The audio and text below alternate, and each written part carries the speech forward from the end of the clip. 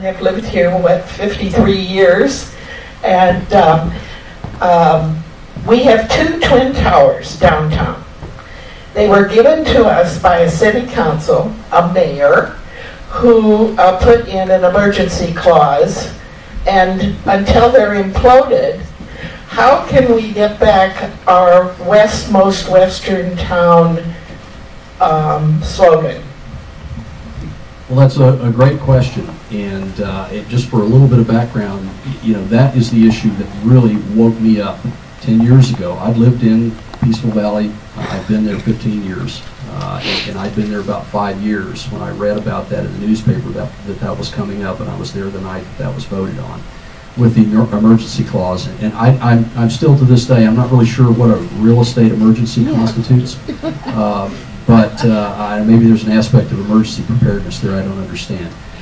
But unfortunately, I would have to say that the best thing that provides for us, and the best thing that we can do with that, is to look at that as an example of how not to usurp the system, the general plan, and the zoning code.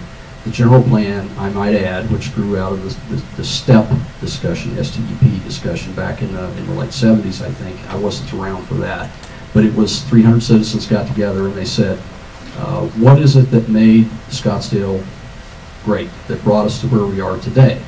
And how do we protect that? How do we take the best of that and create policies that will nurture that and carry us into a successful and sustainable future? And I mean sustainable in terms of revenue generating activities that actually pay for themselves and enhance our quality of life, help keep our taxes low so we don't have to pay for that. So there's not much we can do about the towers, but we can darn sure make sure that we don't do that again. And number 1 on my list, after looking at a replacement for the city manager, is to repeal the downtown infill incentive district. And I think that would directly address that issue.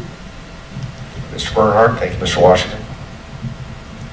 The key is a leadership change. As you've seen from the federal level, the state level, down to the city, you can have all the laws on the books you want. You can have a charter, you can have a general plan, but if the leaders are not following what the citizens have put in place, then you've got to change the leadership. That's critically important. And I want to tell you a very quick story. I went to a special subcommittee of the Economic Development Committee that the mayor and the vice mayor hosted a month ago at the Valley Ho. And John Berry was there, the world famous zoning attorney who has pushed through all of those big towers. And he stood up and in front of 200 people, the mayor, the vice mayor,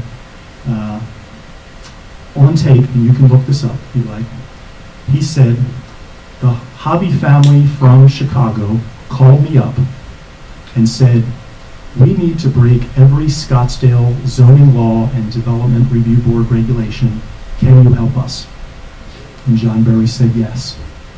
And then he turned to the mayor and he said, oh, by the way, Mr. Mayor, we're going to come to you next week and we're going to ask for 4 more stories onto Optima Sonoran Village.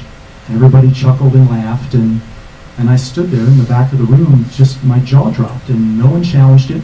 The mayor thought it was just the funniest thing, and that's what it's all about. It's about changing the city council, changing leadership to represent us, to represent what we believe Scottsdale is all about. Scottsdale is not high-rises. It's not blue sky with a glass elevator that's going to be lit up like Las Vegas. It's not density. It's not the pretext for light rail that everybody said, oh, that was settled 10 years ago. And you just saw an article in the Arizona Republic just 2 days ago where the Chamber of Commerce CEO and the transportation director for the city were talking wistfully about someday we'll have light rail here in the city. That's not Scottsdale. So the leadership needs to change, and respecting the laws and the vision of you as the